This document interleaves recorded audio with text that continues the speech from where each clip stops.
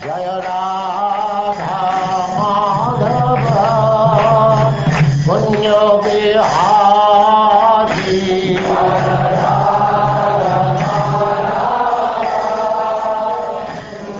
And now Chapter 5, Frustration of the Sacrifice of Daksha.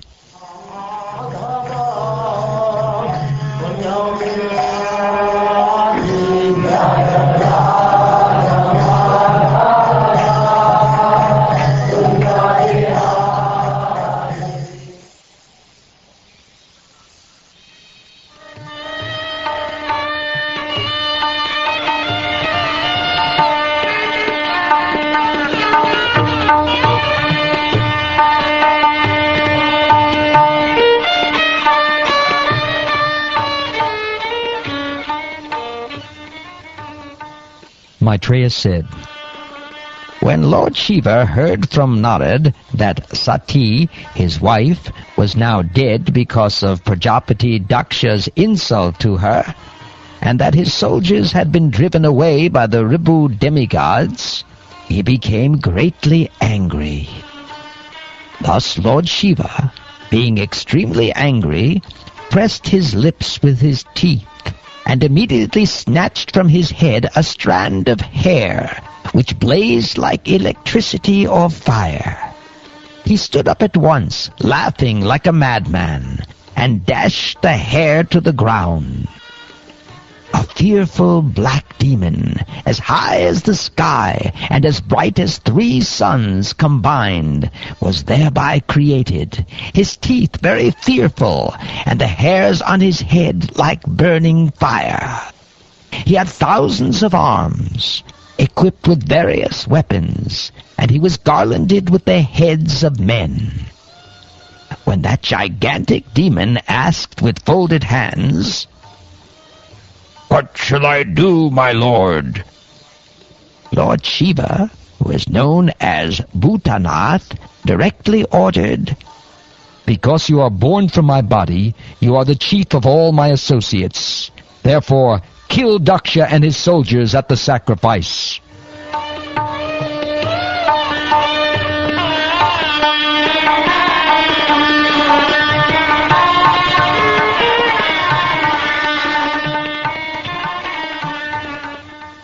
My dear Vidura, that black person was the personified anger of the Supreme Personality of Godhead, and he was prepared to execute the orders of Lord Shiva. Thus, considering himself capable of coping with any power offered against him, he circumambulated Lord Shiva. Many other soldiers of Lord Shiva followed the fierce personality in a tumultuous uproar. He carried a great trident, fearful enough to kill even death, and on his legs he wore bangles which seemed to roar.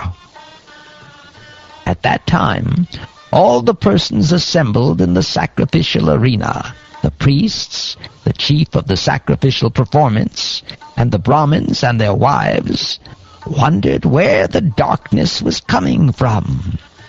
Later they could understand that it was a dust storm, and all of them were full of anxiety.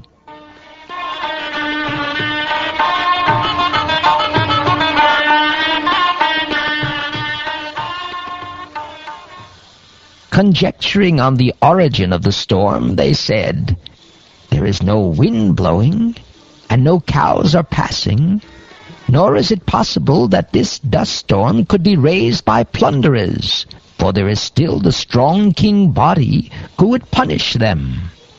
Where is this dust storm blowing from?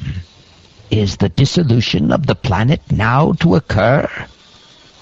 Prasuti, the wife of Daksha, along with the other women assembled, became very anxious and said, "This danger has been created by Daksha because of the death of Sati, who, even though completely innocent, quit her body as her sisters looked on. At the time of dissolution, Lord Shiva's hair is scattered, and he pierces the rulers of the different directions with his trident. He laughs and dances proudly, scattering their hands like flags, as thunder scatters the clouds all over the world."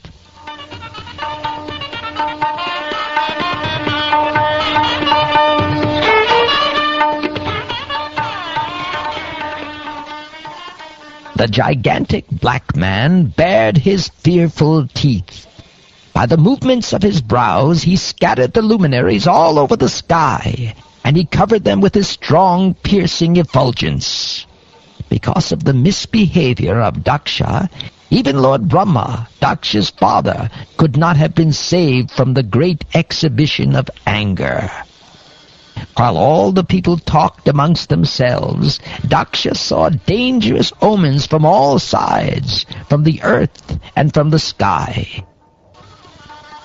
My dear Vidura, all the followers of Lord Shiva surrounded the arena of sacrifice. They were of short stature and were equipped with various kinds of weapons. Their bodies appeared to be like those of sharks, blackish and yellowish. They ran all around the sacrificial arena and thus began to create disturbances.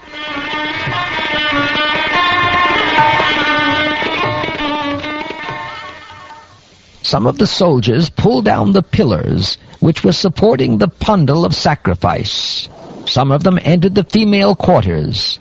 Some began destroying the sacrificial arena, and some entered the kitchen and the residential quarters.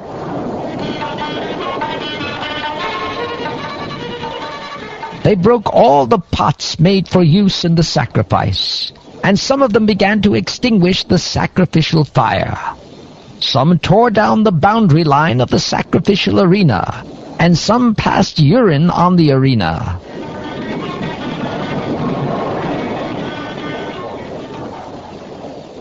Some blocked the way of the fleeing sages, some threatened the women assembled there, and some arrested the demigods who were fleeing the pandal. Maniman, one of the followers of Lord Shiva, arrested Bhrigu Muni, and Virabhadra, the black demon, arrested Prajapati Daksha. Another follower, who was named Chandesha, arrested Pusha.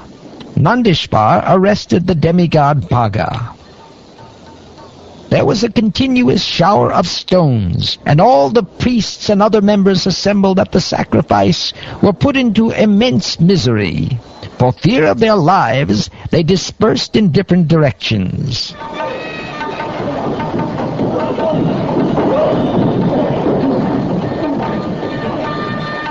Virabhadra tore off the mustache of Bhrigu, who was offering the sacrificial oblations with his hands in the fire. Virabhadra immediately caught Bhaga, who had been moving his eyebrows during Bhrigu's cursing of Lord Shiva, and out of great anger thrust him to the ground and forcibly put out his eyes.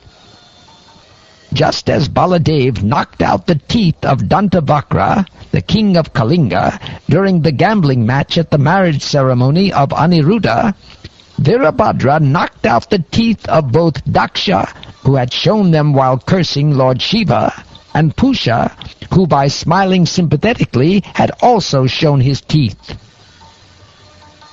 Then Virabhadra, the giant-like personality, sat on the chest of Daksha and tried to separate his head from his body with sharp weapons, but was unsuccessful. He tried to cut the head of Daksha with hymns as well as weapons, but still it was hard to cut even the surface of the skin of Daksha's head.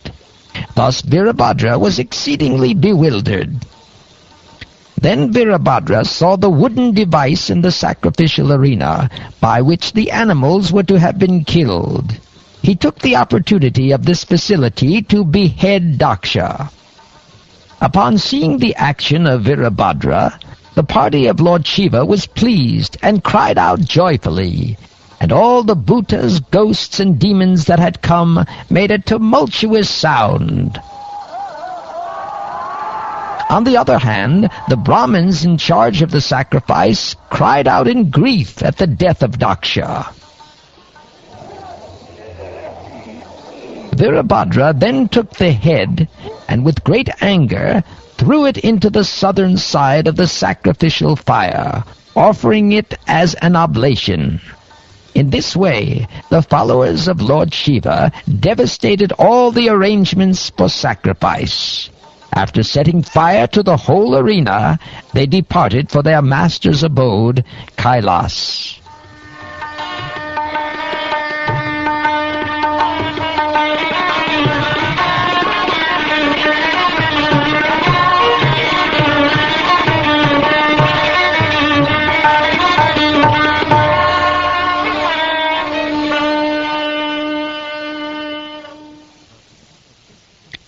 Thus ends the 5th chapter of the 4th canto of the Srimad Bhagavatam, entitled Frustation of the Sacrifice of Daksha.